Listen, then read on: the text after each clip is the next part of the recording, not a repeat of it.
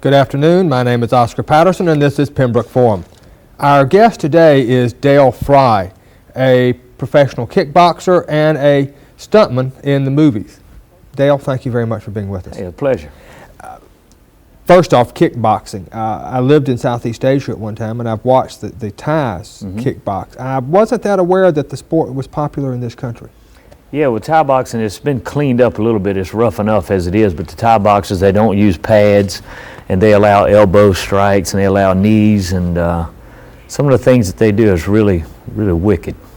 So in this country, it's a little bit different, but I keep up a little bit. I knew, I keep up with boxing a little bit, but I wasn't aware that kickboxing was a popular sport.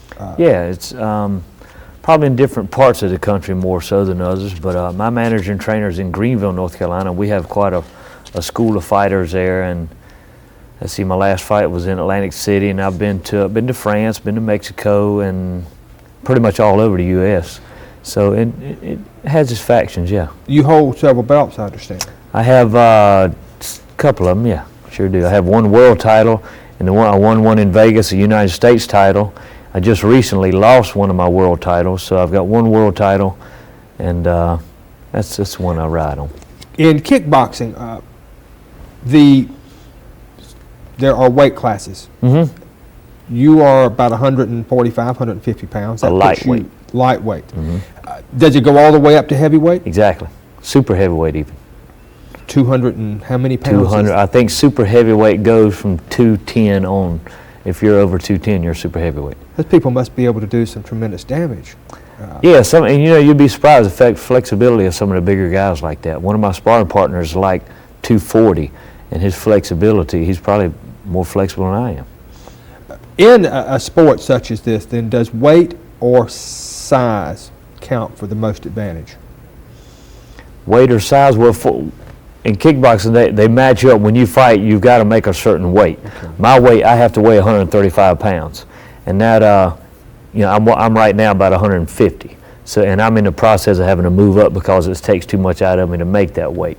But you're matched up against, I think about every 7 pounds, there's a different weight. There's a junior lightweight, a lightweight, a super welterweight, middleweight, and so forth.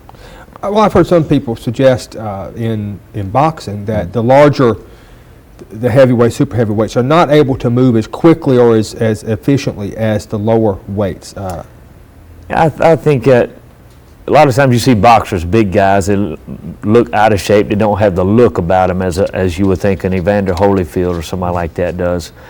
But I think it's just all personal. Some guys do and some guys don't.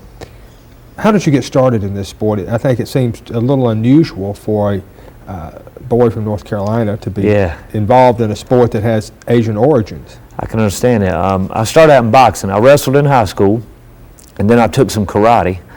And then I started boxing when I was out of high school, and I started boxing with the kids in the yard. Me and my brothers were boxing, and some of Joe Frazier's people had a little camp right there outside of Aberdeen, North Carolina.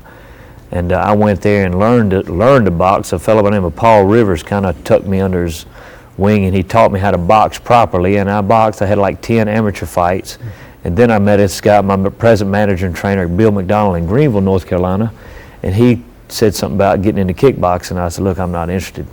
And then one thing led to another, and I continued training at his place, and it just kind of, I started kickboxing, and here we are. Do you think it is harder to prepare than it was when you were training to be a boxer or when you were training for wrestling?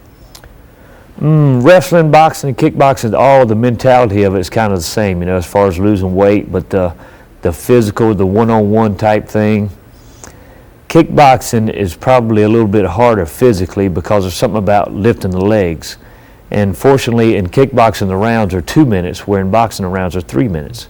And I think that kind of has to be because to compensate for the legs. It just takes so much more physical endurance to keep raising your legs, lifting your legs to kick and stuff. Do you find that most of the people you compete with are martial arts specialists in addition to being kickboxers? Yeah, most of them are. What about yourself?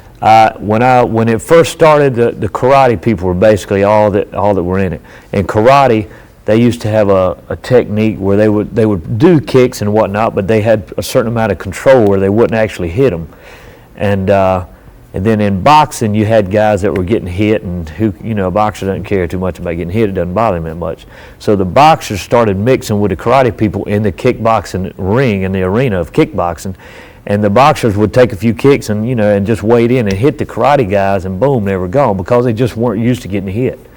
And then the karate guys learned to box, the boxers had to learn to kick, and now to be in the top 10 in kickboxing, you have to know some boxing, you got to know a little bit of both. You got to. It's imperative. How much training is necessary in order to be successful at this sport? Each person is going to have their own way, but for me, I've been at it now for about 11 years, but when I train I only fight now about twice a year, but they're 12-round fights, and so it takes a little longer to get ready for them, and sometimes a little longer to get over them. And the political thing that has to go through is the World Championship. It's just not something, the financial part of it and all that, it takes a little longer. But I've done it like when I first started, I'd sometimes fight twice a month, but they were like 4 or 5 round fights.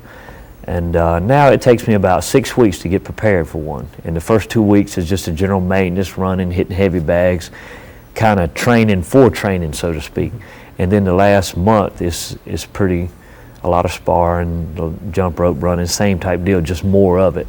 And that's when you don't go out, you don't do this, that's all you do is just train. Who is underwriting this? Is from your winnings? Do you have a corporation that supports you? I have a promoter. The promoter is the one that pays you. When he wants to promote it, he calls your manager, I want to promote a fight, and I have a manager that takes care of all that good stuff, the paperwork end of it. He'll call me and say, Dale, we want to do this. They want you here at this for this amount of money. And I'll say yay or nay or get more, yeah, that's fine. And then we'll just kind of, just like any business deal, they'll bicker and bat a little bit, and then we'll, go with it, either say a yay or a no. You said these fights go 12 rounds. Mm-hmm. Is knockout typical or atypical? Always when you're getting hit in the head, it's a possibility, you know what I mean? But you have to train. When it seems to me, over the last 4 years, I've had probably 2 knockouts, and that's fighting twice a year.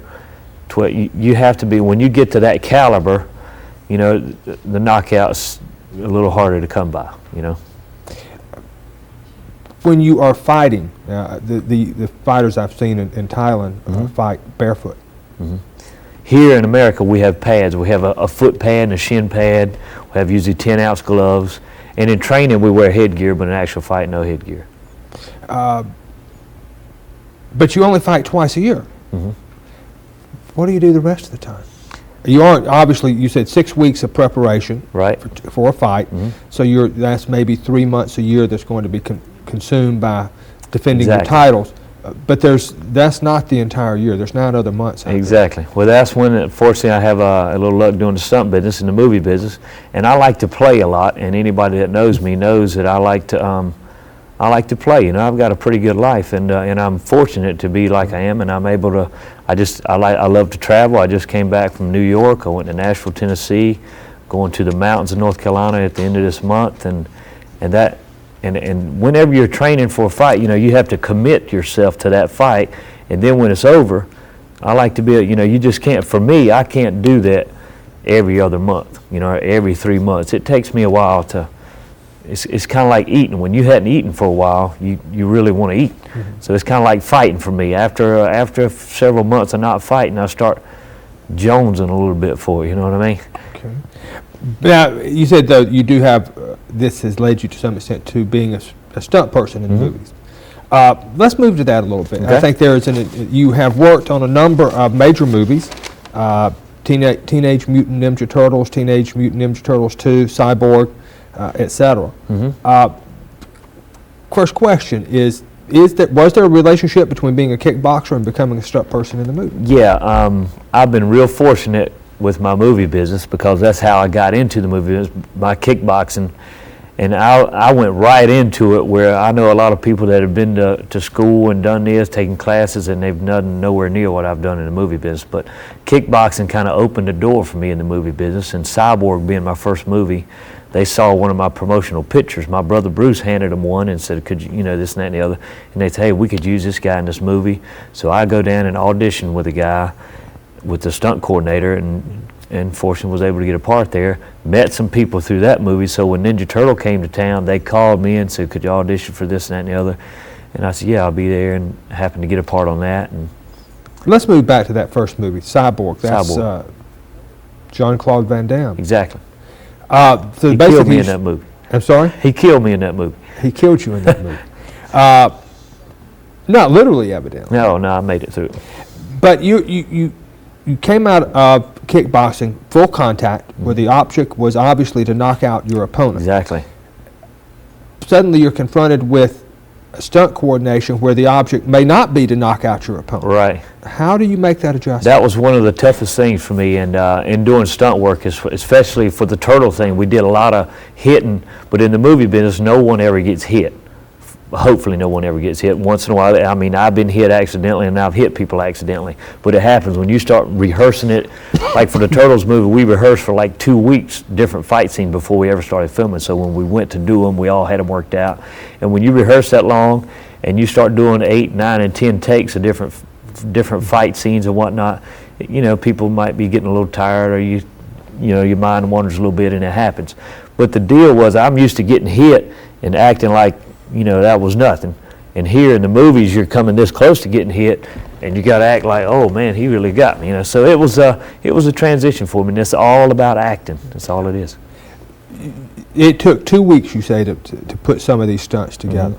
I'm assuming that your stunt coordinator is choreographing it. Right. Step by step, Exactly. blow by blow. Exactly.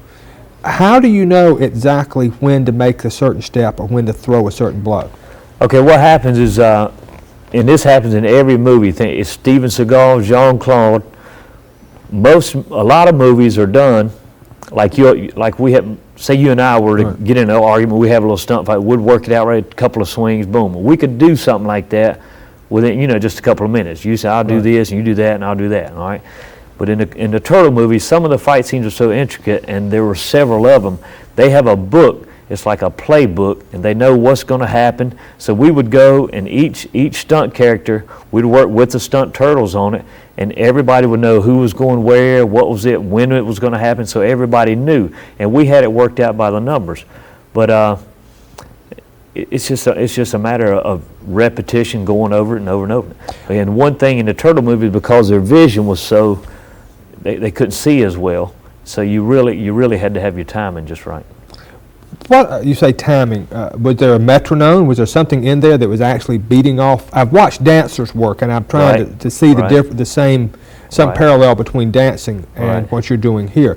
There's somebody out there beating time so that you know exactly when to make the move. Okay, a lot of times it'll be a guy. He might look somewhere. There's usually a little clue of some kind, like, you know, they'll say ready, action, and whatnot. That obviously starts it out. But when you had the first guy and say the turtle's somewhat blinded to see the next guy, you might have to holler at him as you're coming. Or maybe when he does, there's a move in Turtles 2. Right at the beginning, I don't know how much of a Turtle fan you are, but right at the beginning, there's some bad guys robbing a mall. There's a sports store and there's a shoe store, and they're robbing this place. I'm one of the bad guys. The Turtles come in to save the day. And this turtle, they have a little dialogue, and I come in and hit one of the turtles. I think it's Michelangelo. I hit him right on the jaw. And see, he couldn't see me, and I could see him obviously, but he couldn't see because where I was going, they had a dialogue that he turned, and when he turned back, he had to give me a little joke just like that, and then he would just react to it. And that was a matter of timing that we had set between he and I. So as soon as I saw him do that, that means he was coming. So obviously the soundtrack then is laid on later. Exactly. We don't. All the sounds and wonderful effects are not there. Exactly. That's when you're doing movie magic. Cyborg, the first one you worked on, a very different type movie with a star, Jean-Claude Van Damme, who is, I don't know if I want to use the word notorious in terms of fighting. I know recently he was accused of not being the safest, not wanting to use the safety measures that was necessary. How is it working on Cyborg? I had to go to court for that, as a matter of fact. There's an accident happened. Like I say, usually no one gets hit on the movie business, but sometimes it happens. And like I say, I've done it before, and I've been hit before accidentally. But unfortunately, this guy, it was a knife involved, and Jean-Claude throws a kick, and he's supposed to come through with a knife right at the guy's throat, and instead it kind of nicked his eye just a little bit. And I went to court on behalf of Jean-Claude, but I thought he was a real professional about everything. Now, if something happened, it didn't happen when I was there. The way I saw it, and the way he was with me, was real professional, and I told him, you know, and a lot of people said he was a little bit reckless and all that, but I didn't see it at all when I was there. When you're working as a stunt person, the opportunity of being injured does exist. Sure. Who takes care of this if you are injured? Is there? See, that's probably one of the big deals that happened. One of the derogatory things that happened on that particular scene, because the guy that was injured probably should have been an actual stuntman, when really he was a featured extra, I guess you would say. And it was a pretty simple piece, and the guy it happened to is one of the nicest guys you ever want to meet, but it's just an unfortunate thing. And had he have been a stunt man, he would have been in a union, and it was automatically insured and all that kind of stuff. The union, I know the Screen Actors Guild and so forth. Stunt union is what? Screen Actors Guild. You get the same benefits and pay scale and all that kind of thing. And you're a member of the guild? Yeah. Okay. And you're also a member of the television guild as well, correct? No, that SAG thing pretty much takes care of everything I need to do. Okay. So when you work on the film and you are taking risk as a stunt coordinator, you do have medical insurance and some disability and so forth if something doesn't happen. Obviously, kickboxing is not going to last forever.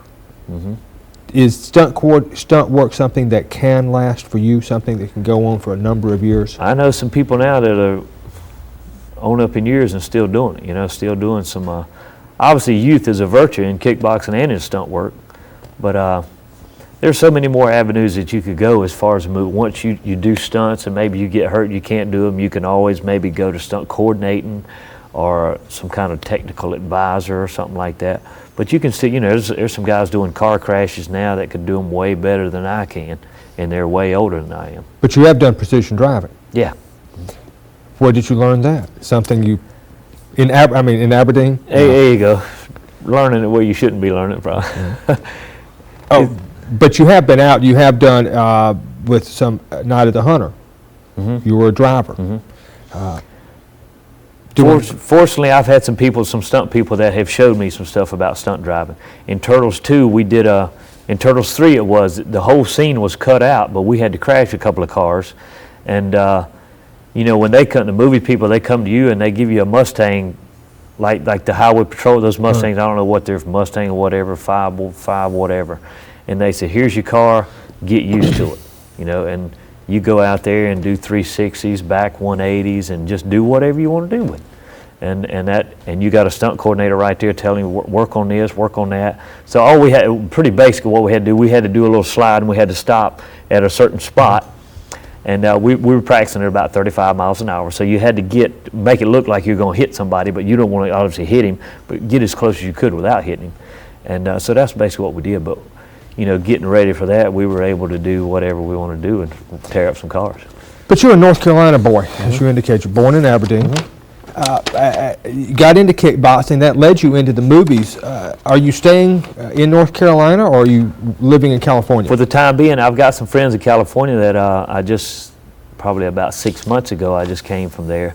I've done a movie out there. The same guy that stunt coordinated Ninja Turtles, he did a movie called Shoot Fighter that went right to video, and I did a little piece on that out in L.A. And but I do go there. I went out and worked on the Batman movie, helped them rig some stunts on the Batman. Some of my buddies were working on that. This was Batman 2? 1. Batman 1. And so we went out to the studio and helped them rig some falls, as they called decelerator ratchets, some real high falls that right before you get to the ground, the decelerator kicks, you're on a cable, and so we rigged up those. And so I periodically go, and I was just on the phone with one of them last night with my buddy Billy Mortz, and he's going to come out here for a while, and then I go there. And so, you know, I've got a lot of leads out there and contacts and whatnot. Is the industry in Wilmington strong enough now to support what you do?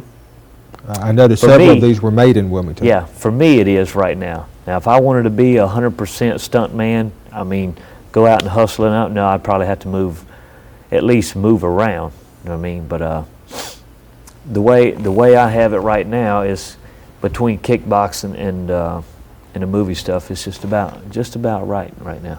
Keeps you pretty busy, and Yeah. it still leaves you time to And it still gives me time to play and stuff, yeah. play. When you got into this business, I mean, it seems, I think, a little unusual when we think of somebody from our hometown, et cetera, getting into, first off, into kickboxing, which is a sport most of us don't hear about. You definitely aren't going to find on the front page of the newspaper. Yeah. And then moving on into stunt work, which I think some people maybe dream about, Yeah. but won't get involved with. What motivated you to take these steps? Now, agreed, you were in boxing, but did you have a hero out here that you were looking to be like? No, my dad, I think. My dad is why I think I first got into boxing, because my dad is he's a man's man, and I wanted to do something to make him proud of me. And I think that's the reason I first got into boxing to begin with, was my dad. And then when I did that, it kind of struck a nerve with me, and boxing kind of gets in your blood, and it just kind of just escalated. And then it got to the point where I said, I'm going to be a world champion athlete.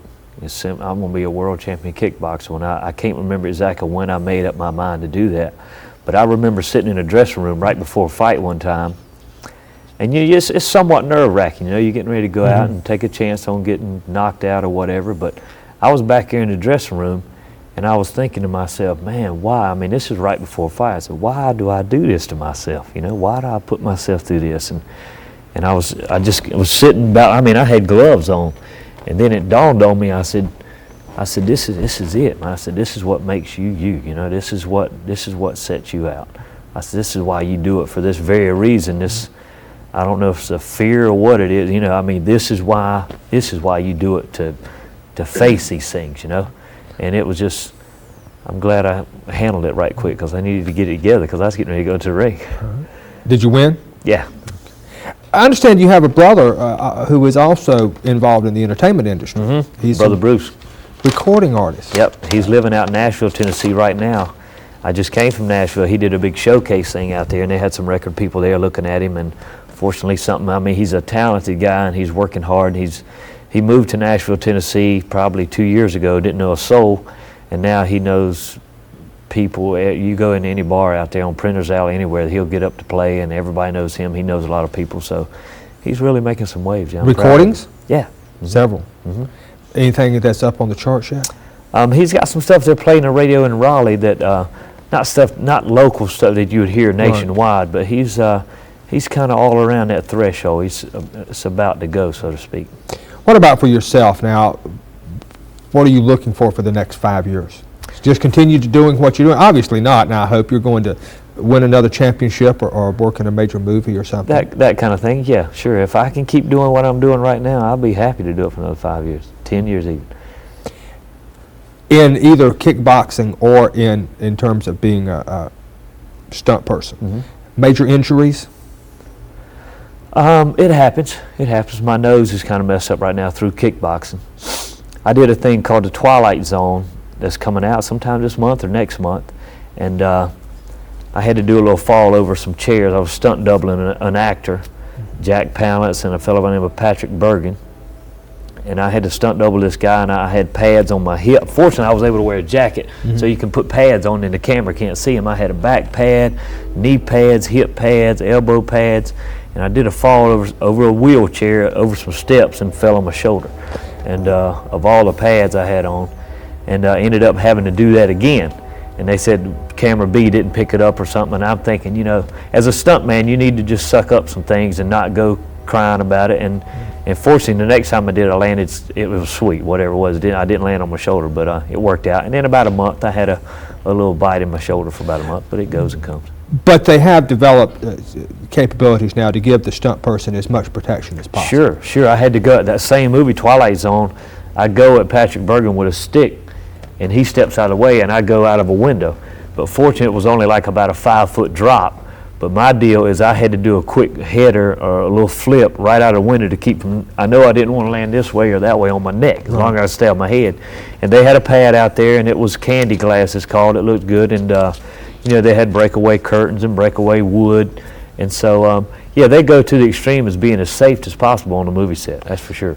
And I had a big, nice pad to fall into, and it worked out, no no hurts at all. But when you are doing those fights with weapons, the weapons are real, aren't they? No, No? not usually. Okay. If sometimes you can, the props people will have some real looking, they'll have them painted and such as that, but whenever you carry a weapon, like if you and I were going to do a thing, I would pull a weapon, it would be real, to give it the real look. But then if I actually made a move at you, they would cut and put an artificial one in.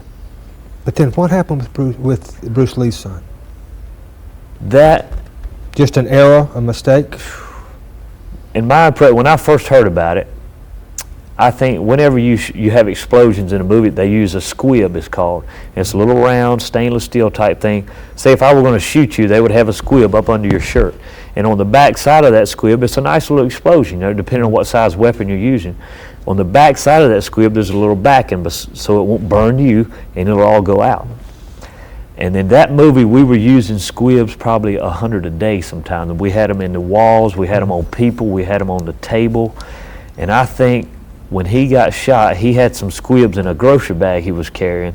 And there's what they were connected to, something in the bag itself. And I think in a hurry, a little oversight, maybe they forgot about putting a backing on him.